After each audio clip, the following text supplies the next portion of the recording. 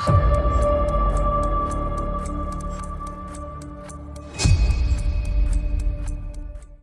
nama Yesus Kristus. Haleluya. Amin. Silakan duduk Bapak bisa terkasih. Shalom. Ya, saya bersyukur pada Allah Bapa yang makasih karena hari ini Tuhan izinkan saya berjumpa dengan Ibu Bapak sudah terkasih, dan bukan sudah bersua tapi kita beribadah memuji dan memuliakan nama Tuhan. Ya, saya juga berterima kasih pada dua rekan besar STT Tamangu dan IKBB Tamangu karena diberi kesempatan untuk berbagi pengalaman bersama Tuhan melalui pemberitaan firman Tuhan pada pagi hari ini. Ya, hari ini saudara-saudara yang terkasih, kita akan belajar satu bagian dari kitab suci. Slide berikutnya kita akan belajar dari Amsal. Nah, kalau kita telaah tentang Amsal, kita pasti akan mengingat, dan inilah sebabnya kita belajar supaya kita ingat lagi, kita juga dikuatkan bahwa permulaan hikmat adalah takut akan Tuhan. Takut akan Tuhan, permulaan hikmat. Nah, saya terkasih, kita belajar tentang Amsal, berarti kita juga belajar tentang slide berikutnya, tentang kitab puisi, studi kitab puisi. Yang mungkin bagi rekan-rekan dari STT Tamangu sudah biasa. Tapi karena ada rekan-rekan saudara kita dari IKBB, tentu ini bukan makanan sehari-hari. Maka perlu kita manfaatkan kesempatan yang ada untuk beribadah ini, mengenali satu bagian dari firman Allah, satu bagian dari Alkitab, yaitu kitab puisi, dan kita fokuskan pada kesempatan hari ini belajar tentang Amsal. Dan slide berikutnya kita lihat. Nah, kalau kita simak perjanjian lama, kita bisa mendapati, Ibu Bapak saya terkasih, yang pertama ada bagian yang menjelaskan tentang hukum-hukum, peraturan-peraturan, regulasi-regulasi, ketentuan-ketentuan. Bukan saja ketentuan dan hubungan yang diatur mengenai hubungan manusia dengan Allah, tapi juga ada hubungan manusia dengan sesamanya, hubungan manusia dengan lingkungannya. Pun di dalam perjanjian lama juga kita kenal ada kitab para nabi. Ada nabi-nabi besar dan ada nabi-nabi kecil. Dan yang ketiga, bagian dari perjanjian lama adalah tulisan-tulisan.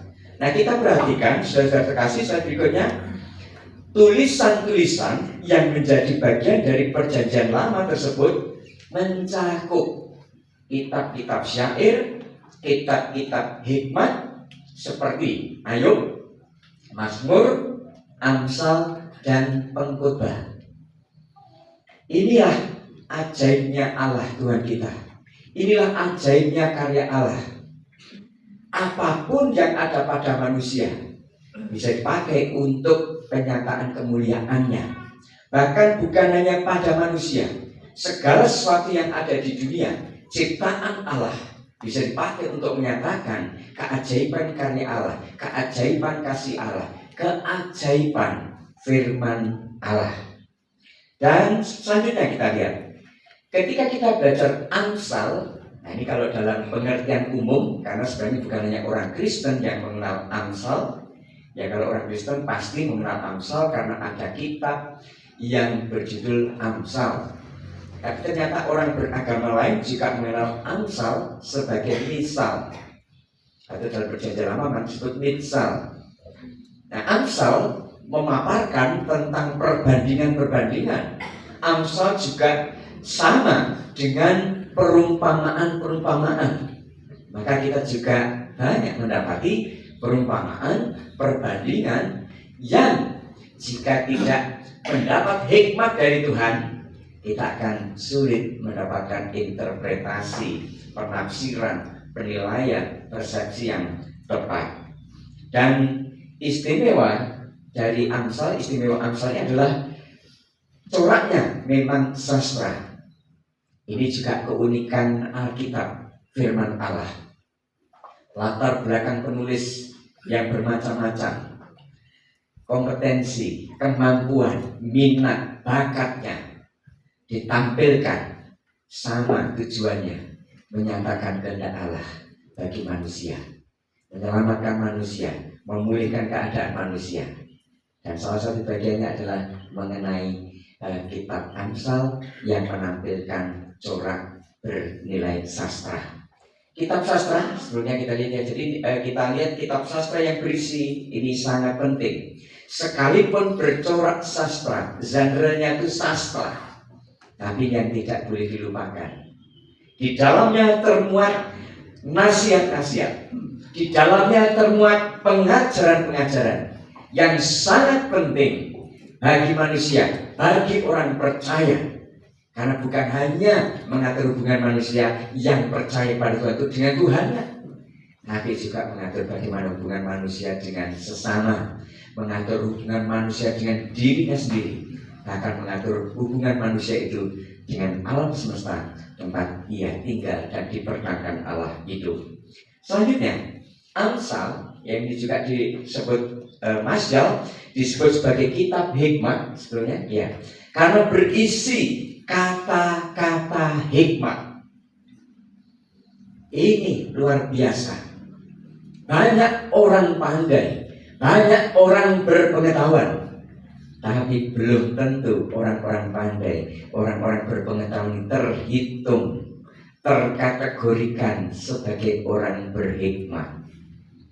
Dan dari Amsal 1 ayat 7 nanti kita lihat permulaan hikmat adalah takut akan Tuhan. Dan ini sumber untuk mendapatkan hikmat, kita diingatkan oleh Amsal. Berikutnya, Amsal ditulis oleh Salomo dan sejumlah orang lain. Nah, karena beberapa orang Kristen menganggap Amsal ditulis Salomo, Mazmur ditulis oleh Daud saja, karena kan ada beberapa penulis lain ya. Nah, Amsal yang ditulis oleh Salomo sekitar 970 sampai 700 sebelum Masehi ini temanya hikmat untuk hidup yang benar. Permulaan hikmat adalah takut akan Tuhan. Dan lebih jauh kita sebenarnya diantar bagaimana kita bisa menjalani hidup benar, bagaimana kita mewujudkan hidup yang benar. Hikmat dari Allah itu menjadi daya dukung, sumber kekuatan bagi kita. Ya, mari kita buka Amsal 1 ayat 1 sampai ayat yang ke-7.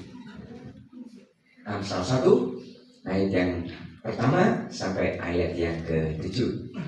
Saya akan baca kitab suci, silakan Ibu Bapak saudara mencermati, menyimak kitab suci masing-masing.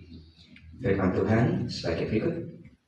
Amsal Salomo bin Daud Raja Israel, untuk mengetahui hikmat dan didikan, untuk mengerti kata-kata yang bermakna, untuk menerima didikan yang menjadikan pandai serta kebenaran, keadilan dan kejujuran, untuk memberikan kepada orang yang tak berpengalaman dan memberikan pengetahuan serta kebijaksanaan kepada orang muda. Baiklah orang bijak mendengar dan menambah ilmu, dan baiklah orang yang berpengertian memperoleh bahan pertimbangan untuk mengerti amsal dan ibarat, perkataan dan teka-teki orang bijak. Takut akan Tuhan adalah permulaan pengetahuan, tetapi orang bodoh menghina hikmat dan didikan. Puji Tuhan, sampai setiap bacaan firman Tuhan diberkati setiap orang yang suka merenungkan firman Tuhan, menerima, lebih lagi melakukannya dalam kehidupan setiap hari. Amin. Jemaat yang kasih Tuhan, mari kita lihat bagian yang terkait dengan tema kita hari ini. Agaknya sampai sekarang, dan mungkin di antara kita saja masih punya konsep dasar, masih punya penilaian. Manusia ingin hidup mapan. Saya yakin kita semua ingin hidup mapan, bukan hanya pan yang ingin makin mapan, betul kan? Semua di luar pan pun ingin mapan. Ya, kalau pan saja masih ditanyakan karena ini iklim kampanye ya. tahu ya kalau ini sudah persiapan pemilu ya mungkin karena sangat khusyuk mempelajari Alkitab ya, yang di asrama sampai nanti tidak tahu loh ganti presiden tuh. Nanti lebih kaget lagi kalau presidennya saya. Ya ini karena konfliknya masih ada kan.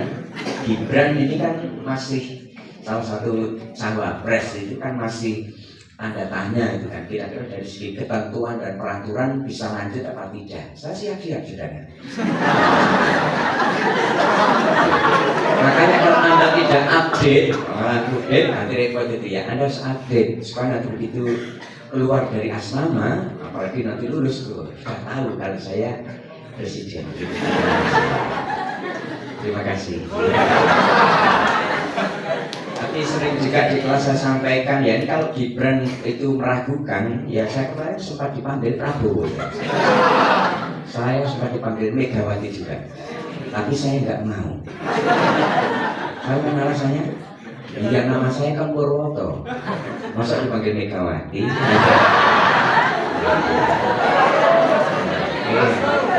Jelas ya? Oh, ada yang mikir beneran, masa dipanggil? Makanya kemarin mengajarnya kok apa itu terlambat sedikit, bukan karena dipanggil Prabowo, tapi karena jalannya macet waktu itu. Nah sekarang manusia ingin hidup mapan. Saya yakin kita semua di sini juga ingin kan? Yo mapan. Mapan kalau bahasa Jawa itu menempatkan diri ya. Jadi ini sudah mapan. Tinggal mapan apa? Mapan tidur, berarti ya ke tempat tidur ya, jangan di sini. Gak ada yang tidur ya di sini. Hampir. Baik. Nah ini manusia memiliki keinginan hasrat untuk hidup mapan. Kata lainnya apa? Kita lihat di sini. Ya manusia ingin sukses. Apa sebenarnya sukses? Sukses? Berhasil. Itu sinonimnya bro. Ya. Itu sinonimnya. Oh, bahagia ketika ada orang menderita. Enggak bertobat ini. Pastinya aduh didoakan supaya nanti lancar, kok malah ditertawakan. Makanya masih beribadah kan, supaya kita ya makin merasakan kalau orang lain dalam penderitaan tidak bersuka cita. Antas kalau di medsos juga begitu, sudah ada orang menderita kok malah di like, ya. Orang makan tinggal kok di like, itu berarti bahagia. Captionnya, komennya bukan RIP malah ya puji Tuhan. Ya memang di belakangnya bisa saja alasan puji Tuhan, dia sudah meninggal dalam keadaan percaya kepada Yesus. Amin. Tapi masalahnya lain keadaannya itu kan, karena selama ini nggak disukai. Meninggal puji Tuhan. Emotnya pun dikit, emotnya dikasih yang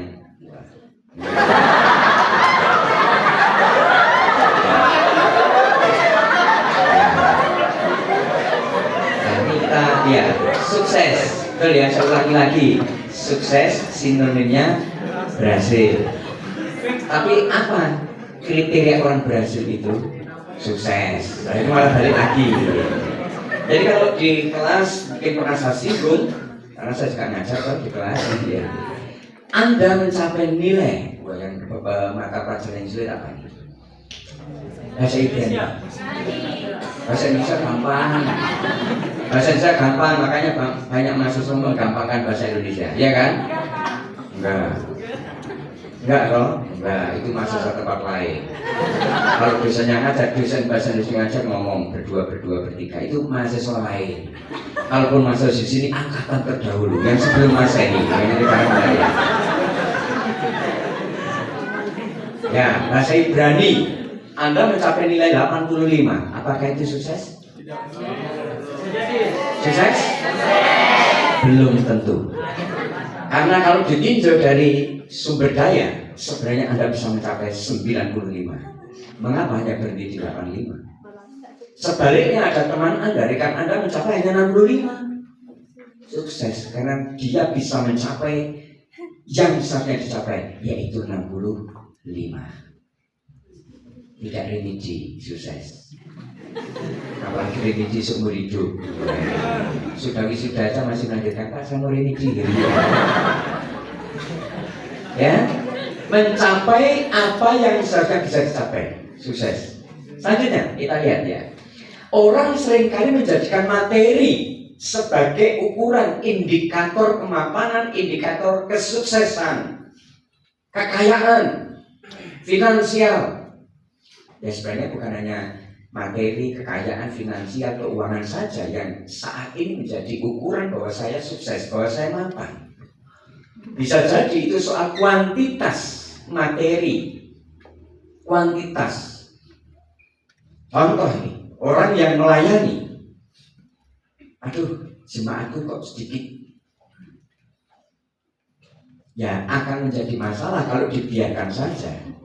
Tetapi kalau orang mengukur dirinya tidak sukses hanya karena jemaat yang dilayani kurang dari 10, nah ini berarti menjadikan materi sebagai ukuran kemapanan. Ya tetap digerakkan sisi lain, bagaimana soal 10 itu bisa menjadi 100, menjadi 1000, multiplikasi, penginjilan pribadi dan seterusnya. Pelayanan pun kadang begitu, ada orang aduh gak enak ini jauh-jauh gitu kan. Pelayanan kalau gini kan banyak gitu kan. Maka dalam pelayanan kadang-kadang gini, saya terima, Pak maaf Pak, nanti yang datang sedikit. Loh apa salahnya? Kan Bapak udah jauh-jauh. Saya pernah menyampaikan retreat di Bogor, jauh dari Solo ke Bogor. Pesertanya berapa? 5 orang.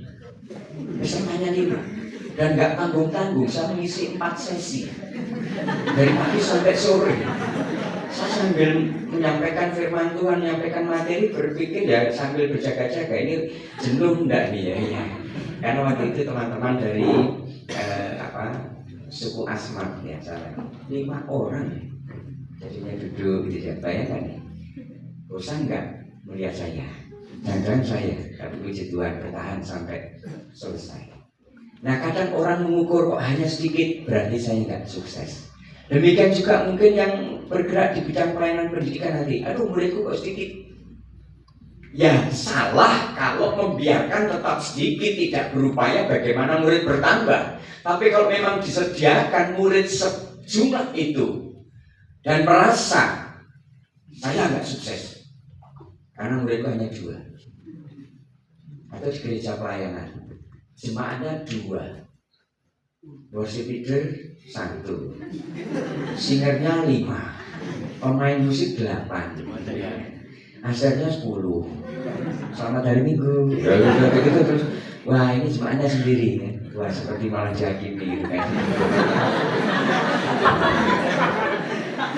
Ini jadi mana? Tapi yang jelas begini, jangan sampai itu materi-materi hal fisik itu menjadi ukuran kemapanan kita. Nah kita balik. Kalaupun 2 orang saya layanilah dengan pelayanan terbaik. Karena kita bukan melayani manusia saja, tapi kita sebenarnya sedang melayani Allah maksudnya. Demikian juga ini. Berikutnya kita lihat prestasi sebagai ukuran kemapanan, prestasi sebagai ukuran kesuksesan. Aduh, IP ku hanya 3,5, enggak sampai 4. Mau IP-nya 4,5, dibagi 45 orang. Berarti kan 1,0 ya. Hanya karena IP tidak sampai 3, tidak kuno gitu ya. Nah sekarang kalau rata-rata perguruan tinggi itu saya kemarin juga ada di satu wisuda, yang kumlaut banyak sekali 60, yang sudah 300, yang kumlaut 60. Pertanyaan, ini mahasiswa pinter-pinter atau dosanya yang murah hati? Kayaknya yang kedua ya. Yang mana? Dua-duanya. Wah luar biasa. Ini harapannya begitu. Memang maksudnya hebat, dosanya juga murah hati. Dan saya ini tidak ada lagi sekarang mau kasih karunia Tuhan saja mengasihi karuniai manusia yang berdosa, masa nilai kurang sedikit tidak diubah ya. Dulu ya sebelum Masehi, kalau sekarang ya. Prestasi. Nah ini kita lihat ini, wah saya hanya S1, merasa ya satu sisi memang harus semangat. Tidak cukup S1, kalau bisa S2 mengapa berhenti di S1? S2 bisa lanjut ke S3, silahkan. Mengapa berhenti di S2 kalau S3 bisa? Tapi tidak usah ke S4 ya. Apa kita mau S4 nanti malah pilek ya. Karena jenjang pendidikan tertinggi S3. Gelarnya apa? Oh, malah review pelajaran ini. Masih ingat yang sudah lulus bahasa Indonesia, dilakukan kelulusannya kalau sampai lupa. Ya, dokter apa dokter? Oh, jelas ya. Profesor S berapa? Nah, profesor S berapa? Oh, ini kelas terbaru aja agaknya ragu-ragu. S berapa? Ya enggak ada kuliah untuk dapat profesor. Nanti kita semua bisa jadi profesor nanti ya. Profesi bagian ngisor. Tahu itu? Oh, ngisor tahu ya? Ini bahasa Yunani ya, Jawa. Jadi pekerjaan-pekerjaan terkait dengan yang bawah. Nanti ngepel, nyapu, silakan. Kita bisa langsung profesor. Tidak usah sidang senat itu tidak langsung ya. Saya tunggu nanti ya. Nanti yang berminat hubungi nomor ini. Selanjutnya, nah saya terkasih. Orang bisa mengandalkan indeks prestasi kumulatif IPK ku 4,0. Saya cum laude. Tapi yang perlu kita sadari mengapa kita juga perlu mendapatkan hikmat dari Allah. Kita perlu belajar Amsal. Karena dalam praktik kehidupan, praktik pelayanan, sejumlah peristiwa, sejumlah permasalahan tidak akan bisa diselesaikan dengan IPK 4,0. Tidak dapat diselesaikan dengan materi yang disampaikan dosen di perkuliahan. Yang didapat bidang-bidang ya, teologi mungkin tidak tahu PAK. Yang PAK tidak tahu secara mendalam teologi. Yang pariwisata nggak ngerti bagian bisnis bagaimana DKV. Itu hard skill. Itu tidak wajib. Orang bisa milih sesuai minat, bakat, kemampuannya. Tetapi soft skill inilah yang wajib kita miliki. Dan ini tidak ada pemaparan materi langsung dari dosen, dari pengajar. Inilah pentingnya belajar soft skill, karena menyelesaikan permasalahan-permasalahan yang out of the box. Masalahnya itu ya kok nggak ada di sini ya? Kok nggak pernah ada masalah seperti banyak lika-likunya.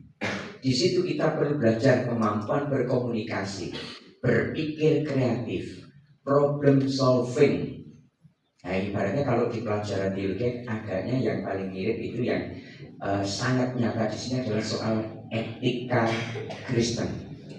Etikanya masih umum.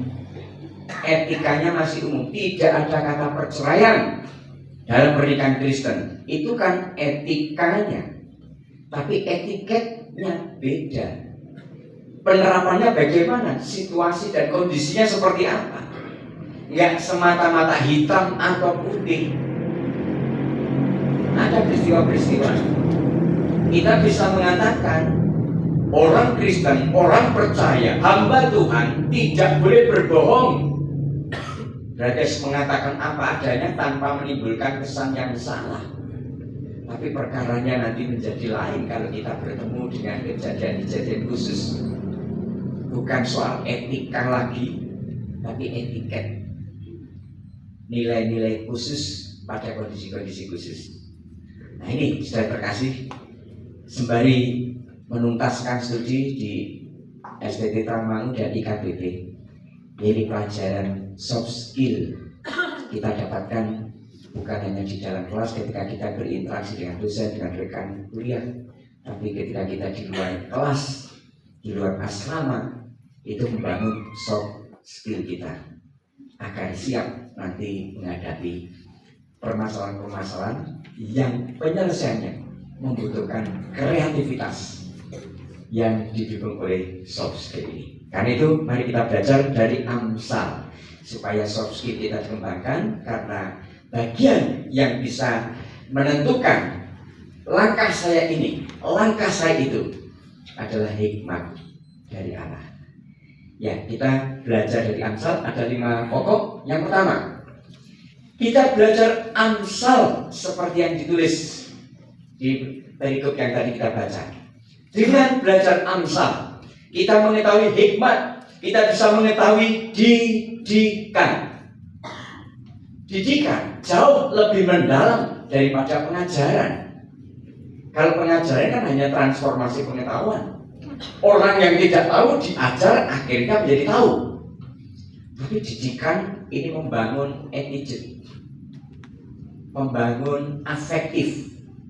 Orang-orang di Indonesia sekarang gemar mengatakan termasuk BUMN, akhlak, budi pekerti. Maka beberapa lalu saya sebutkan, ya sebenarnya dipadukan, cerdik seperti ular, tulus seperti merpati. Good character, good competence. Kalau orang memadukan dua pokok itu, karakternya bagus, kompetennya memadai, layak dipercaya dan pantas mendapatkan kepercayaan. Ya, coba kalau orang watak nggak baik, sekalipun pintar, utang saja nggak dipercaya. Betul nggak? Pinjam 100, jangankan 150 aja nggak diberi kok. Ya. Soalnya saya pernah kredit, bukan utang ya, kredit. Adiknya, saya kredit laptop, ada finance gitu ya. Harusnya mencicil tiap bulan selama 10 bulan. Baru angsuran ke-7 atau 8 sudah ada informasi dari finance. Kakak ya. Terima kasih, ini semoga produk yang diambil dari kami tetap bisa dimakan dengan baik. Nah, ini berhubung masa kredit sudah selesai, apakah kakak berminat untuk mengambil produk lain? Coba kalau saya bukan nasabah yang baik, saya malah musibah kan? Nasabah itu kalau nyicilnya teratur. Nah kalau tidak teratur namanya musibah ya. Harus datangi debt collector. Ini loh, saya angsuran dari pertama sampai ke-7 lancar. Ditawari lagi. Ibaratnya, ayo utang lagi. Nah coba kalau Anda pinjam duit 100 atau 50 kepada rekan, ya karakternya nggak bagus, sering lebih garang daripada yang utang, ya, daripada yang pernah diutang. Ini terbalik kan, ditagih utangnya. Wah nggak punya kasih ya kamu, baru pinjam kemarin sudah diminta. Tuh ribatannya. Dan hati-hati nih ya, kalau urusan pinjam, terutama yang baru belajar tentang surat dinas, sekalipun dengan teman lebih baik kalau pinjam uang pakai catatan. Tanggal ini pinjam berapa, mau dikembalikan kapan? Apa masalahnya? Banyak orang mengandalkan perasaan. Kalau sudah berutang, kembalikan uangku. Menurut perasaanku sudah aku kembalikan ya. Menurut perasaan, faktanya belum ya. Menurut perasaan sudah kembalikan. Dan ternyata, iya sudah dikembalikan, itu kan pinjaman pertama. 2, 3, 4, 5 belum. Belum ya. Perasaanku, lagi-lagi perasaan nggak akan selesai. Repot kan nanti. Nah, makanya ini membangun attitude afektif, akhlak, budi pekerti, karakter. Berikutnya, Amsal kita pelajari karena dengannya kita bisa mengerti kata-kata bermakna. Karena banyak kata yang tidak bernilai. Ya apalagi sekarang di media sosial, orang berkomentar, orang pasang caption, kadang-kadang ini apa artinya tidak membangun. Bukan berarti kita harus senantiasa mengungkapkan terus terang ayat-ayat kitab suci, nanti malah langsung ditolak orang. Ya tinggal kita mengemasnya bagaimana supaya tetap menjadi berkah, menguatkan orang, menghibur orang. Nah ini Amsal menolong kita memahami kata-kata bermakna, karena memang di dalamnya nilai-nilai kehidupan itu disajikan di dalam kemasan kata-kata, kalimat yang harus kita pahami dengan hikmat dari Tuhan. Yang ketiga, tadi dari sini pertama, dengan Amsal kita bisa menerima didikan. Tadi saya singgung slide berikutnya. Menerima didikan ini setidaknya ya menjadikan orang pandai. Nah, ini kalau di perkuliahan tadi biasanya ukurannya adalah IP, IPK, sertifikasi. Apa sertifikat pelatihan ini berarti itu andal, berarti itu pandai. Ini lebih mengarah pada kognitif, pada pengetahuan. Tapi ternyata didikan di dalam Alkitab itu juga mengarahkan kita untuk menjadi orang yang benar. Dan biasanya satu paket ini benar dan adil. Ini soal akhlak, ini soal karakter, ini soal sikap hidup, ini soal budi pekerti. Ditambah lagi jujur. Ingat, jujur itu bukan saja mengatakan apa adanya. Kalau mengatakan apa adanya tapi bisa menimbulkan kesan salah, itu berarti tidak jujur. Kemarin kok tidak ikut ibadah? Aduh, aku ngantar mama ke rumah sakit. Oh, mama sakit? Iya, semoga mereka sembuh ya. Selesai. Tapi mungkin itu sebenarnya tidak jujur dalam arti sebenarnya. Ibadah pagi. Kok kemarin nggak ibadah? Oh, ngantar mama. Ibadahnya pagi, ngantar mamanya malam. Sudah dong? Betul ngantar mamanya ke rumah sakit, tapi tidak betul dalam hal apa? Waktu. Berarti menimbulkan kesan yang salah. Ini tidak jujur. Nah, Amsal menolong kita menerima didikan, membangun pengetahuan makin luas, melengkapi wawasan kita makin lapang, sekaligus juga apa? Membangun karakter hidup kita supaya seperti karakter Allah tadi. Selanjutnya, mengapa kita belajar Amsal? Karena Amsal mampu memberikan kecerdasan. Memang kecerdasan kalau di dunia tidak menjadi jaminan orang sukses mapan berhasil. Tetapi kalau kecerdasan itu diberikan Allah, pasti itu menjadi yang terbaik bagi kita untuk mengatasi permasalahan hidup kita. Yang memberi kecerdasan sekaligus memberi pengetahuan. Maka di dalam Perjanjian Baru juga diungkapkan, termasuk penulis-penulis Alkitab ditinjau dari pendidikannya. Tidak sekolah teologi, bukan sarjana, tapi karena kecerdasan, kemampuan khusus yang diberikan Allah, pengetahuan khusus yang diberikan Allah dikerjakan oleh Roh Kudus, maka penulis-penulis Alkitab itu bisa dipakai oleh Tuhan, mengungkapkan isi hati Tuhan. Dan kecerdasan pengetahuan itu diberikan kepada siapa? Kita berikutnya lihat, orang yang tak berpengalaman. Disebutkan juga orang muda. Ya, sebanyak apapun pengalaman orang muda, lebih lagi soal soft skill, ya pasti akan relatif kalah dengan orang tua, karena masa hidupnya itu lebih lama. Interaksi dengan lingkungan, interaksi dengan orang lain lebih banyak. Itu membangun soft skill. Ya, itulah sebabnya orang juga ragu-ragu ini sebenarnya kalau Gibran jadi cawapres. Ya, mestinya kalau saya itu mungkin dari umur sudah cukup, ya sudah cukup. Ya nanti diatur jadwalnya kalau memang saya harus menggantikan Gibran ya. Atau nanti kuliah online saja ya. Kuliah online. Masih boleh kan online? Saya ajar nanti dari Istana Negara sana. Lumayan sama-sama mimpi yang indah itu ya. Jadi kita lihat ya, orang tak berpengalaman, orang yang masih muda itu juga bisa dilengkapi Allah. Membaca Amsal, belajar Amsal, akan ditambahkan kecerdasan, akan ditambah pengetahuan. Yang terakhir, yang kelima, Amsal membuat apa? Orang bijak ya mampu memiliki kesempatan mendengar dan menambah ilmu. Jadi kita belajar, sepandai-pandainya orang masih ada yang lebih pandai. Lebih lagi, sudah terkasih, kembali ke kampus kita, kampus tercinta ini. Anda lulus dari IKBP, Anda lulus dari STT Taman, IP katakan saya sebut tadi 4. Ketika lulus, dunia pelayanan, dunia kerja yang Anda hadapi pasti sudah banyak berbeda dengan dunia yang Anda hadapi sekarang.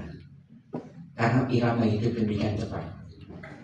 Nah, karena itu kita perlu belajar, harus update, senantiasa belajar, berkembang. Nggak bisa lagi dulu seperti ini bisa, sudah nggak akan cocok lagi. Nah ini banyak orang-orang yang tidak kreatif. terutama orang-orang melankolik ya, nggak mau ribet, nggak mau repot, orang pragmatik. Udah seperti minggu lalu saja, nggak mau ada kreativitas, nggak mau ada inovasi, daripada repot-repot. Udah jalani saja seperti yang sudah-sudah. Ya pokoknya ikuti kata biskuit Roma. Sudah tradisi, ya udah itu aja. Jalani, jalani dan jalani. Kita nggak akan bisa dengan apa yang kita miliki sekarang. Ingat, sekalipun Anda setengah tahun lagi lulus, pasti perkembangan dunia, perkembangan komunitas pelayanan banyak berubah dibandingkan yang sekarang. Jadi harus ya. Dari sana, Bapak Ibu saya terkasih, mari kita cermati salah satu takut akan Tuhan adalah permulaan hikmat, permulaan pengetahuan. Berarti kalau kita memahami hikmat demikian penting, kita harus makin berupaya mendapatkan hikmat itu. Dan Alkitab Amsal memberi jalan. Permulaan hikmat adalah takut akan Tuhan. Berarti aplikasinya pasti kita membangun sikap hidup takut akan Allah. Berikutnya, takut akan Allah adalah menghormati, menjunjung tinggi, menundukkan diri pada kedaulatan Allah dan menaati perintah-perintahnya. Dan seseorang kita bisa makin takut akan Allah kalau makin kenal siapa dan bagaimana Allah. Tidak mungkin kita mengandalkan seseorang kalau kita tidak mengenal orang itu. Alkitab memberikan paparan banyak tentang Allah yang dapat diandalkan. Allah Maha Kuasa, Allah Maha Tahu, Allah Maha Hadir, Allah ajaib dan banyak lagi. Kita makin takut akan Tuhan kalau kita juga makin mengenal siapa Allah, bagaimana Allah. Dan tidak lupa juga siapa kita, bagaimana kita. Karena di dalamnya nanti ada sikap menundukkan diri. Karena kita serba terbatas. Satu kata, tunduk. Tunduk pada Allah. Itulah yang saya katakan. Selanjutnya, hikmat. Hikmat merupakan kemampuan untuk menggunakan pengetahuan. Jadi bukan soal kecerdasan saja, tapi bagaimana pengetahuan kita gunakan pada waktu dan cara yang tepat sesuai situasi dan kondisi. Jadi kalau etika tadi umum, etiket inilah situasi khusus saya selesaikan bagaimana. Sekolah umum itu sekarang bingung. Kalau zaman dulu anak karakter tidak bagus, dibina nggak segera berkembang, nilainya nggak segera berubah, keluarkan. Sekolah dengan kurikulum merdeka sekarang nggak begitu, harus dibina, tidak boleh dibinasakan. Nah itu repotnya. Saya tidak boleh mengeluarkan. Jadi kita ambil keputusan yang tepat. Ini betul hikmat, bukan pengetahuan karena ahli manajemen, planning, organizing, activating, controlling bagus. Bukan soal itu, tapi penerapannya bagaimana dalam situasi-situasi khusus. Jadi pada gambar di depan saya tampilkan sebenarnya kan Salomo ketika menjadi raja dihadapkan pada situasi yang pelik. Ada dua wanita membawa dua bayi, satu bayi yang sudah mati meninggal, satu yang masih hidup berebut. Itu kalau tidak ada hikmat, tidak bisa mengambil keputusan yang tepat. Yesus Kristus Tuhan kita, hampir tiap kejadian kita lihat hikmat dari Allah nyata. Salah satu ketika Yesus dihadapi kelompok Herodian dan kelompok Farisi. Yang pertanyaannya sepele. Masih ingat sudah? Guru, boleh tidak bayar pajak kepada Kaisar? Pertanyaannya bukan soal oh boleh. Jawabannya bukan soal oh tidak boleh. Tanpa hikmat Yesus akan ditangkap, terjebak dalam kesalahan. Karena ketika Yesus menjawab, oh boleh silakan bayar pajak kepada Kaisar, maka orang Farisi mendapati kesalahan Yesus. Wah, berarti pro penjajah ini.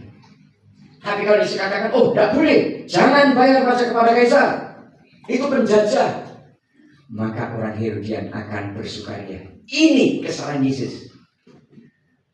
Tetapi Yesus melakukan perkara berdasarkan hikmat. Tunjukkanlah uang untuk bayar pajak. Gambar dan tulisan siapa lagi? Gambar dan tulisan kaisar. Oh, mereka pasti masih mengharap Yesus jatuh. Gambar dan tulisan kaisar. Apa kata Yesus?